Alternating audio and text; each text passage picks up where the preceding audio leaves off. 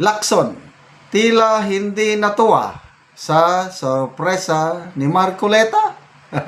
Yung bang surprise witness kahapon. Tila, post ito ni Balita Ngayon, ang Balita Ngayon, binabasa ko lang. Tila, opinion niya ito. Tila hindi ikinatuwa ni Senate President Pro Tempore at Blue Ribbon Committee Chairman Ping Lacson ang biglaang pagharap ng surprise witness ni Senator Rodante Marcoleta na si Orly Regala Gutesa sa nakaraang pagdinig ng Senado. Ayon kay Lacson, hindi siya nabigyan ng paunang abiso tungkol sa testigo, kaya hiniling niyang sumailalim ito sa masusing background check dahil sa bigat ng mga aligasyon. Pahayag ni Lacson ito. Walang kahit anumang paunang abiso sa chairman ng committee. Isang totally surprise witness ang iniharap sa Blue Ribbon hearing kahapon. Kinakailangan ang kompletong record check at background investigation kay Orly Regala Gutesa dahil sa bigat at seryosong nilalaman ng kanyang testimonya.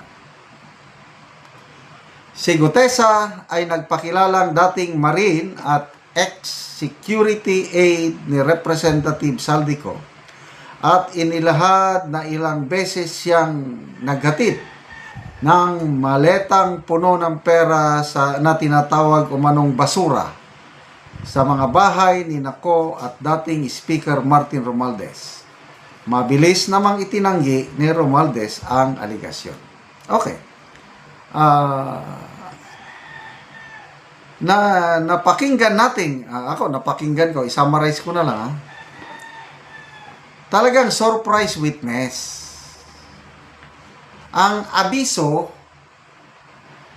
bago nagsalita si Gutesa, Master Sergeant Gutesa, diha na mismo sa hearing. Ipinaliwanag ni Senator Marcoleta na tinawagan siya ni former Congressman Mike Defensor. Tapos, ayun nga, may gustong magsalita. Pinuntahan ni Marcoleta, tinignan yung draft affidavit, okay naman. So, ipan-notarize kung gusto nyo. At nandito na nga. Kaya may sasabihin tungkol kay Saldico at pwede bang i-present, Mr. Chair? Di ba klaro, nagpaalam naman. Although, nagpaalam right on the hearing. Ang sinasabi ni Senator Lacson na bago yung hearing, walang paabiso. Kung inabisuhan bago yung hearing, hindi na surprise. Talagang sinadya na maging surprise witness siya. So, siguro, in retrospect, kung ako si Senator Lacson, mabuti na lang, hindi ko pinayagan Kasi, may option si Senator Lacson na hindi niya pinayagan. Sandali. Pwede ba, hindi kayo nagbigay ng abiso? Hindi ko alam kung anong background ng witness. Pwede ba paimbestigan man na natin? Pwede ba pag-usapan na natin during the break o may lunch break pa tayo? Pwede ba nating mapag-usapan yan? Yung surprise witness na yan?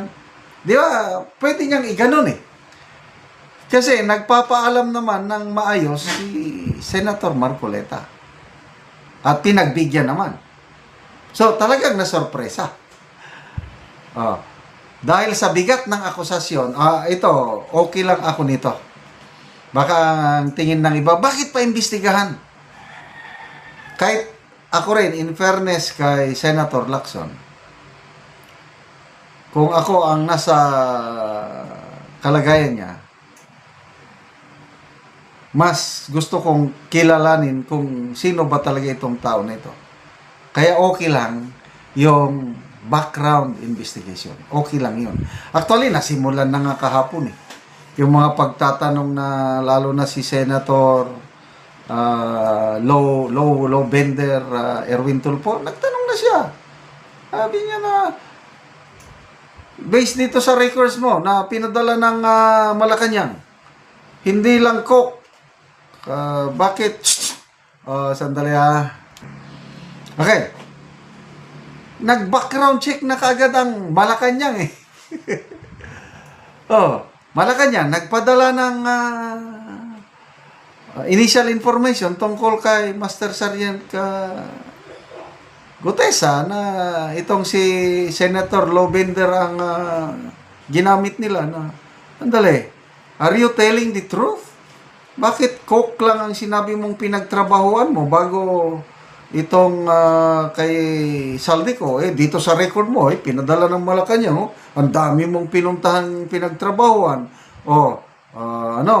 Bureau of Customs, Office of the Vice President, PCO, o yung sa Malacanang, Communication Office, meron ka pang Bucor. Ano ba talaga? Yun, background check naman yun. Nasagot naman ng maayos.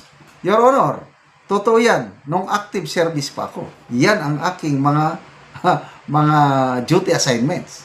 Puros VIP security. So, ibig sabihin, matino itong sundalong ito dahil iba't ibang opisina siya bakit ang dali mong lipat-lipat? Ganun na naman. Background check na yun. Ano ba yun? Bureau of Customs, nagkakaso yung commissioner doon, kaya hindi ako nagtagal. And then sa Office of the Vice President, J. Jomar Binay, after his term, wala na rin ako, ganun lang. And then PCO, nag-schooling ako, mga ganun. Very kapanipaniwala yung mga rason na. Gusto kasi nilang palabasin na parang hindi magandang record niya dahil ang dami niyang napuntahan. Those are background check. Sige, ituloy niyo ang kanyang background check. You cannot put a good man down. Ang dami ngayong, basing on the comments, mga post tungkol sa kanya, ang daming sumasaludo sa tapang nitong Master Sergeant Orly Gutesa. You cannot put a good man down. Sorpresa? That's part of the game. Salamat mga kaibigan sa inyo.